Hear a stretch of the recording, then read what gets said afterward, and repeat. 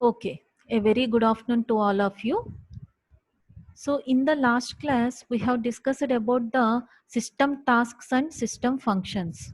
Okay, today we are going to discuss about the PLI and introduction to the module. Okay, PLI means Programming Language Interface. Okay, so here also for the today's session, I have referred most of the content and pictures from this textbook that is designed through Verilog HDL by T.R. Padmanabhan and B. Bala Tripura Sundari. And I also referred some text and pictures from Google source. Okay, now let us start the session. So PLI, that is Programming Language Interface. So what is this PLI? It is a mechanism to invoke C or C++ functions from Verilog code. From Verilog code. Okay. Now let us understand this statement by taking simple example. So here on the left side we have the C or C++ code. Okay, on the right side we have the Verilog code. Okay, here we have written one function call underscore me in the C or C++ code. Okay, now how we are calling this function which is defined in the C or C++ code to the Verilog code by like this. That is dollar call underscore me. Dollar call underscore me. Okay. So what is this dollar representation? It represents that it is the system call or system function. Okay. So this is C or C++ code. This is Verilog code. So here in C or C++ code, we have defined one function that is call underscore me. Now we are calling this function call underscore me from C or C++ platform to Verilog. To Verilog. How? By using this dollar representation and name of the function call underscore me. Call underscore me. This is nothing but invoking C or C++ functions from Verilog code. From Verilog code. Okay, this is the function of PLI. So Verilog PLI is a mechanism to invoke C or C++ functions from Verilog code. Okay, next another example. So again in the left side we have the C program. Just a simple function I have mentioned here, that is counter underscore monitor. Now on the right side we have some Verilog code. Some Verilog code. Now you just observe here.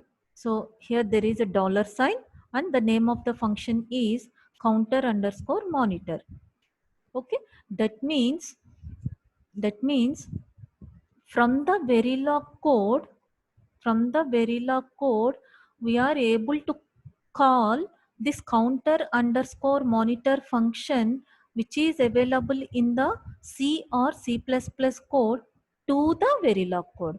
To the Verilog code. Okay. Now if you observe here, all these are normal statements in the Verilog code. This one, this one, this one, this one. But here there is something different. That is some dollar sign is there. So it represents it is a system call or system function. Okay. So what it means? What it means? That means so the counter underscore monitor is the function which is available in the C or C++ code.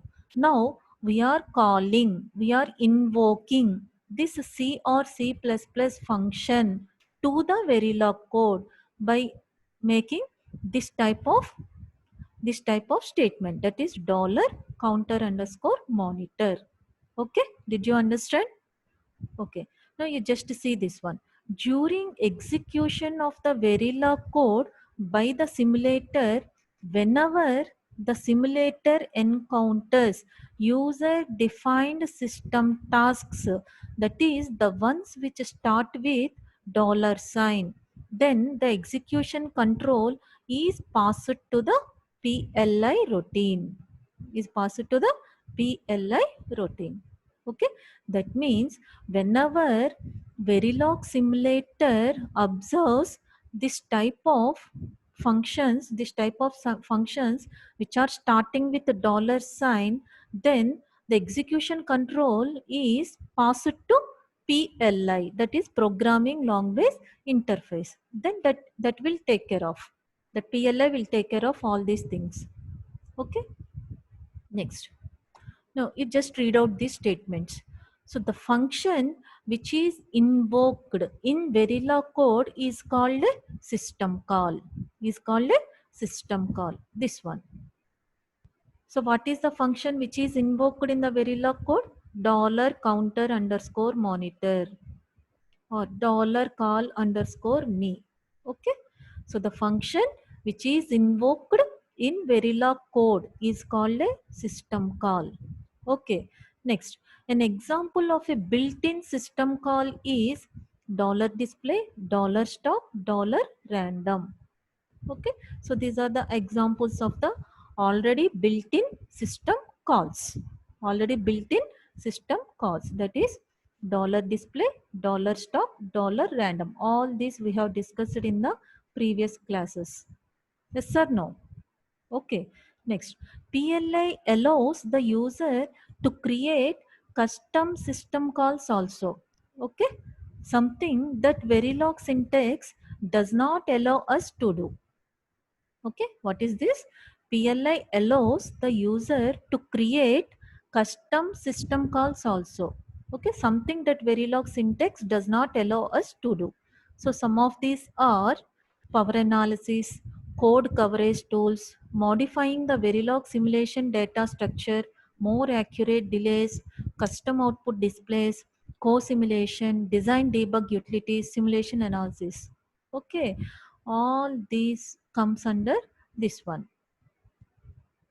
Okay, okay, these are nothing but the custom system calls. Okay, so at this point there is no need to bother about all these things. Okay, now next, to achieve these applications of PLI, the C code should have an access to the internal data structure of the Verilog simulator. Okay, to achieve all these applications of PLI, the C code, C programming code should have an access to the internal data structure of Verilog simulator. Okay, next, to facilitate this, Verilog PLI provides something called ACK routines or simply access routines. Okay, so in order to perform all these things, the PLI provides some routines called access routines. Access routines in order to perform all these tasks. Okay, next. So what are the major key functions of the PLI? Okay, so just read out these things. One can read data from a file and pass it to a Verilog module as input. This also we have discussed in the last classes. Yes or no? One can read the data from a file and pass that data to a Verilog module as input. Such data can be test vectors or other input data to the module. Okay, that means we can perform a read operation from a file and the data can be passed to Verilog module as a input. Okay, the type of input can be a test vectors or it can be a just an input data to the module. Okay, it may be a input data to the module or it can be a test vectors. Okay, next, similarly variables in Verilog modules can be accessed and their values written to output devices. Yes or no? Okay, so whatever the variables which are present in the Verilog modules, that variables we can access. Okay, and after accessing that variables, their values can also be written to output devices. Output devices that can be done by PLI. Okay, next, The delay values, logic values, okay, within a module can also be accessed and altered. Okay, so the delay values and logical values, these two things and some other things also within a module can be accessed and they can also be altered. That means we can change. Okay, next, the blocks written in C language can be linked to Verilog modules. Okay, what is the other function of PLI? Whatever the blocks which are written in the C language, they can be linked to Verilog modules. Verilog modules. This is the nothing but the mechanism of PLI, that is Programming Language Interface. Okay, once again let us review. So what is PLI? What is PLI? Just a mechanism to invoke, that is to call upon a C or C++ functions from Verilog code. From Verilog code. Okay. So here call underscore me is the function in the C or C++, and we are calling this function from C or C++ code to Verilog code by using $call underscore me, name of the function. Okay.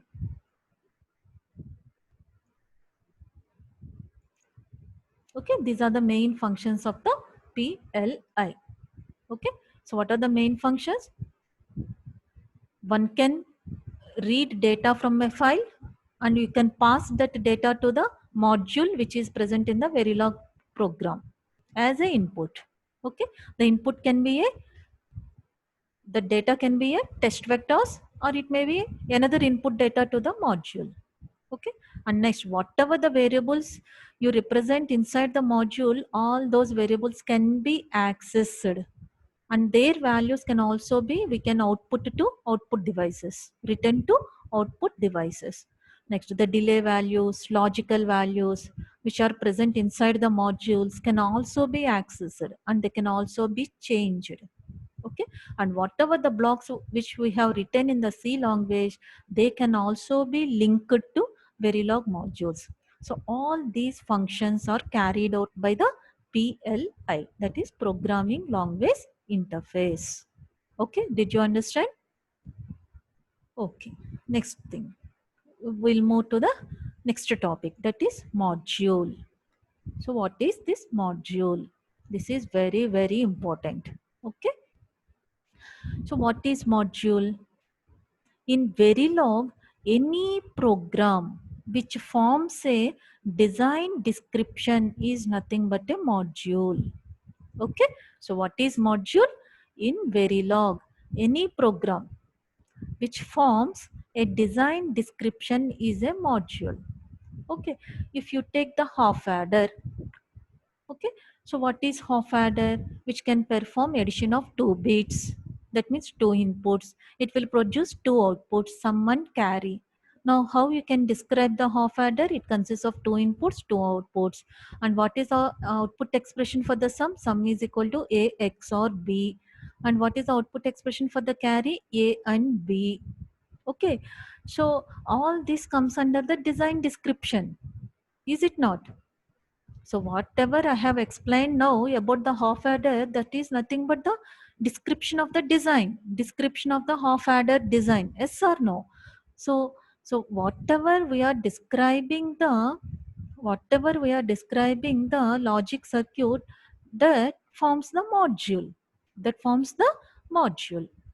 Okay, so once again, in Verilog, any program which forms a design description is a module, or it can also be defined as any program which is written to test a design description is also a module. Okay, in the previous case, I have taken the example for the half adder. I'm going to explain the what is the description of this half adder. It consists of 2 inputs, 2 outputs, sum is so and so expression, carry is so and so expression, half adder will perform addition of 2 bits and so on. So whatever the thing you require, that will write in the Verilog program. Okay, so there, what is the module? It forms the design description of a, it forms a design description of a half adder. Okay, now here in the second case, how we are defining the module? In order to verify the functionality of the half adder, we have to give the inputs. We have to give the inputs. All the possible input combinations we have to supply to the inputs of half adder. Then only we can check the functionality of the half adder, whether it is functioning correctly or not, by observing the correctness of the sum and carry outputs. Okay, now where we write all these input combinations in order to check the functionality of half adder? In the test bench. In the test bench, that we have already discussed in the previous sessions. Test bench. So the test bench can also be nothing but a module. Okay, that means any program which is written to test a design description, for example here half adder, it is also called as a module. Okay, that can also be called as a stimulus modules or test benches. Okay, did you get the clarity about these two definitions? In the first case, in our example, we have taken the half adder. Okay, in this module, we are going to describe the half adder. That means it consists of two inputs, two outputs, and the output expressions, how it behaves, everything we describe here. But in the second case, in order to check the functionality of the half adder, we have to apply all the possible input combinations. Okay, where we write all these possible input combinations in the test benches. In the test benches, that program which is written to test your design, your half adder, can also be called as a module. It can also be called as a module. That means finally, module is nothing but a program which forms a design description, and a module is nothing but a program which is written to test a design description. To test a design description. That also can be called as a module. Okay, this is about the module definition. Okay, in the next class we'll discuss the in detail structure of this module. This is very important in order to write the programs in the Verilog code. Okay, so far we have discussed about the in the today's session PLI, programming language interface, and module. So what is PLI? Programming language interface. So what is the purpose of this one? Just it is a mechanism to invoke or to call C or C++ functions from the Verilog code. Okay, how you represent the system calls and system functions? By dollar sign. By dollar sign. Okay, so whenever your Verilog simulator find out this dollar function, what it does? It just pass it the execution process to PLI, that is programming language interface. Then it will take care of all these things. Okay, that is invoking functions from the C or C++ to Verilog code. All this will be done by the PLI. Okay, next coming to the module. So what is module? So one thing is a program which forms a design description. For example, half adder. Description of half adder. That is a module. And another definition, a module can also be a program which is written to test a design. To test a design. That means in order to test a half adder, we have to apply all the possible input combinations that we will write in the test bench. It can also be called as a module. Okay, so this is about the PLI and module definition. Okay, okay, I think all of you have understood this session. Okay, okay, thank you. Have a nice day.